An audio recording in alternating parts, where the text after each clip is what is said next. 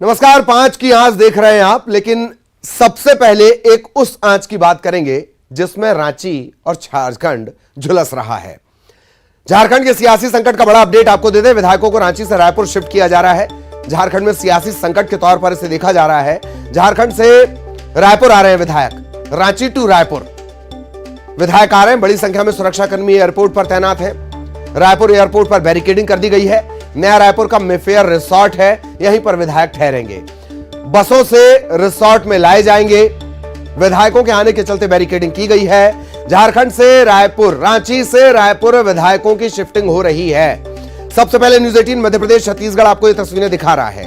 हेमंत सोरेन की अगुवाई में सभी सीएम हाउस से निकलकर रांची एयरपोर्ट पहुंचे। सामान पहले ही पहुंचा दिया गया था। सामान की संख्या को देखकर अंदाजा लगा लीजिए कि इस बार पॉलिटिकल पिकनिक थोड़ी लंबी चलने वाली है।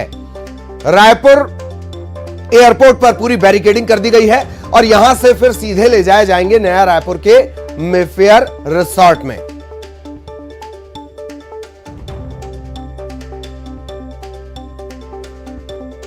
यूपीए गठबंधन की सरकार झारखंड में, मुख्यमंत्री हेमंत सोरेन मुसीबत में और इसी मौके की तलाश में बहुत सारी पार्टियां रहती हैं। एक पार्टी थोड़ी ज्यादा रहती है। अवधेश हमारे साथ जुड़े हुए हैं। अवधेश के पास आपको लिए चलेंगे। अवधेश, क्या कुछ अपडेट इस वक्त तक का?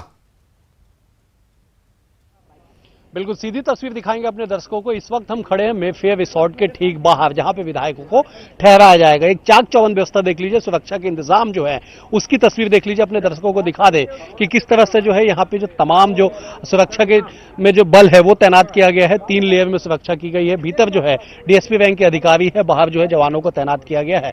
किसी को भी ललित आने जाने की अनुमति नहीं होगी जब तक उनके पास पूर्व में अनुमति नहीं होगी। दरअसल इस रिसोर्ट में पिछली बार जब हरियाणा के विधायक आए थे तो उस वक्त भीतर की जो कुछ तस्वीरें थी वो निकल के बाहर आई थी। उसके बाद से इस बार की जो तैयारी है और अधिक पुख्ता दिखाई पड़ रही है और यही वजह है कि इस बार सुरक्षा के जो इंतजाम है थोड़े से बढ़ाए गए हैं।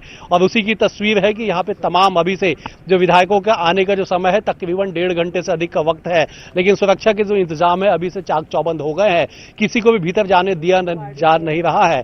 और ये तस्वीर बताने के लिए काफी है कि इस बार जो तैयारी की गई है, इस बार जो तैनाती की जा रही है वो और अधिक होगी पिछले बार की तुलना में। और यही वजह है कि मेफेयर रिसोर्ट के बाहर इस वक्त इस तरह की तस्वीरें जो है वो दिखाई पड़ रही है। ललित, बिल्कुल बिल्कुल अवधेश, लगातार आप नजरें बनाए रखें। आगे भी आपके जरिए अपडेट हम अपने दर्शकों तक पहुंचाएंगे।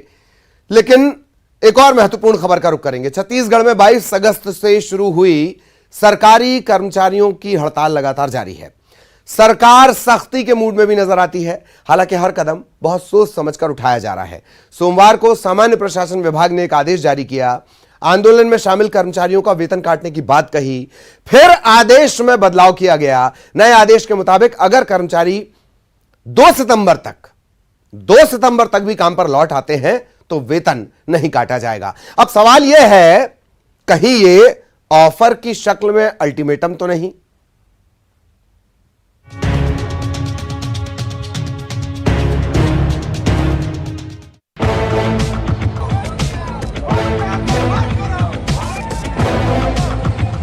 अब इसे छत्तीसगढ़ के सरकारी कर्मचारियों के लिए ऑफर मानिए या अल्टीमेटम, तारीख तय हो चुकी है।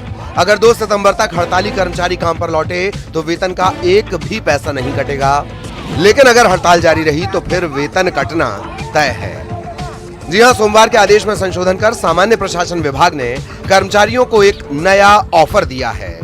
दरअसल पुराने आदेश में हड़ताली कर्मचारियों के वेतन काटने का फरमान जारी किया गया था, लेकिन नए आदेश में थोड़ी राहत दी गई है। अब तनख्वाह तो कटेगी, लेकिन 2 सितंबर के बाद हड़ताल जारी रही तो। हालांकि इतना तय माना जा रहा है कि सरकार समझौते के नहीं बल्कि सख्ती के मूड में है। उधर कर्मचारी भी अभी अपनी मांगों पर अड़े हैं।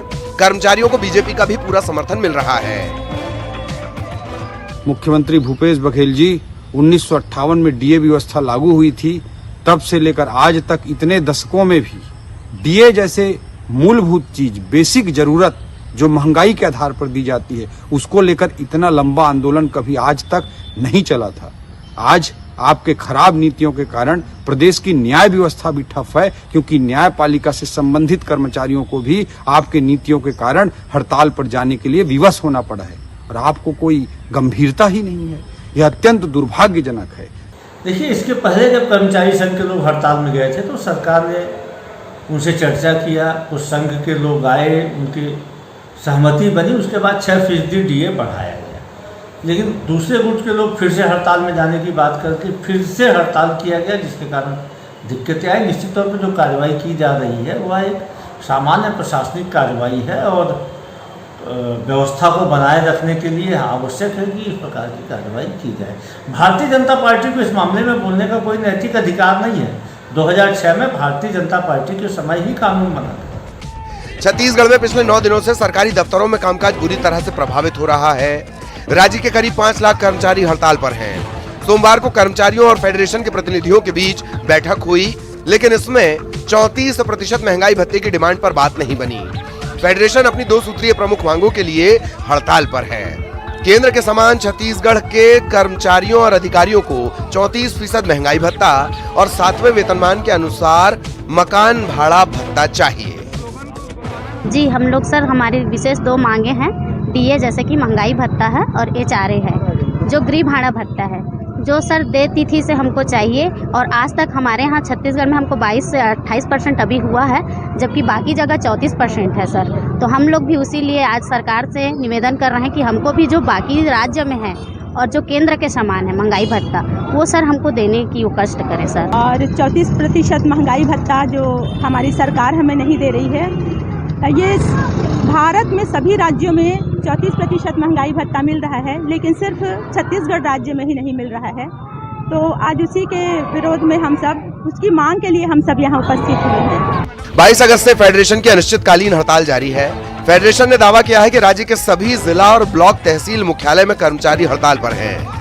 हड़ताल में न्यायिक कर्मचारी संघ और प्रदेश के तहसीलदार, नायब तहसीलदार के शामिल होने की वजह से राजस्व विभाग और अदालतों का काम भी प्रभावित हो रहा है। अब देखना यह है कि सरकार के अल्टीमेटम के बाद क्या हड़ताल पर कर्मचारियों का रुख कमजोर पड़ता है।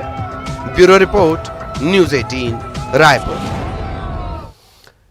और इन तिथियों के बीच गणेश चतुर्थी भी है, यानी बुद्धि और विवेक के देवता। बहरहाल बेहद खास मेहमान हमारे साथ जुड़े हुए हैं। नितिन भंसाली साहब, कांग्रेस प्रवक्ता, वो हमारे साथ जुड़े हुए हैं। नरेश चंद्र गुप्ता साहब, भाजपा नेता, वो हमारे साथ जुड़े हुए हैं। चंद्रशेखर तिवारी, आप प्रांतीय प्रवक्ता हैं कर्मचारी अधिकारी फेडरेशन के। आप तीनों का सर बहुत बहुत स्वागत है। और सबसे पहले तिवारी साहब, चंद्रशेखर तिवारी साहब, आपके पास मैं आ रहा हूं। 2 सितंबर का वक्त दिया गया और यह बताया जा रहा है कि देखिए, हमने तो थोड़ी रियायत दे दी कि भाई आप इस टाइम तक आ जाओ वरना वेतन कटेगा। जी तिवारी साहब। निश्चित रूप से देखिए, छत्तीसगढ़ कर्मचारी अधिकारी फेडरेशन ने इस बात को लेकर जो भी आदेश जारी हुए हैं, यहाँ पर उसका स्पष्ट मत है कि जो हमारे छत्तीसगढ़ कर्मचारी अधिकारी फेडरेशन के द्वारा जो 1 अगस्त को हमने मुख्य सचिव को अपनी मांगों को लेकर हमने मांग पत्र सौंपा और उसमें यह भी कहा कि राज्य के हमारे 5 लाख कर्मचारी अपनी 2 सूत्री प्रमुख मांग को लेकर हम आपके पास में लगातार, हम पिछले 30 मई को भी जो हमने आंदोलन किया था और फिर से 5 दिन का आंदोलन हुआ। अब इसके बाद भी सरकार इस पर कोई निर्णय नहीं लेती है तो 22 तारीख से निश्चितकालीन आंदोलन पर जाएंगे और 22 तारीख से हमारा यह आंदोलन प्रारंभ भी हुआ है। जी। अभी इसी बात को लेकर कहीं ना कहीं शासन के पास में, माननीय मुख्यमंत्री जी के पास में हमने अपने किसी माध्यम से जो बात पहुंची तो उसका असर यह हुआ कि मुख्य सचिव ने हमको चर्चा के लिए आमंत्रित किया। हाँ। और चर्चा के साथ में तमाम बिंदुओं पर चर्चा भी हुई और चर्चा होने के बाद हम लौटे ही हैं कि फिर एक आदेश प्रसारित हुआ तो तत्काल हमने फिर उसका प्रोटेस्ट भी किया कि जब चर्चा वार्ता का दौर शुरू हुआ है तो फिर आदेश की आवश्यकता कैसे। तो कहीं ना कहीं अधिकारी जो स्तर के हमारे जो जेडी स्तर के जो अधिकारी हैं उनके द्वारा कहीं ना कहीं एक ऐसा हम बोल सकते हैं कि उनकी कोई समझ में कमी या कोई संज्ञान में नहीं लेकर इस आदेश को जारी किया गया। हमने उसका प्रोटेस्ट किया। तो अभी जो फिर से जो आदेश आज 30 तारीख को जो जारी हुए हैं, ये उसका नतीजा है कि हम जब प्रोटेस्ट किए कि जब हम बातचीत का दौर जब शुरू हुआ तो फिर इस आदेश की आवश्यकता क्यों। बिल्कुल।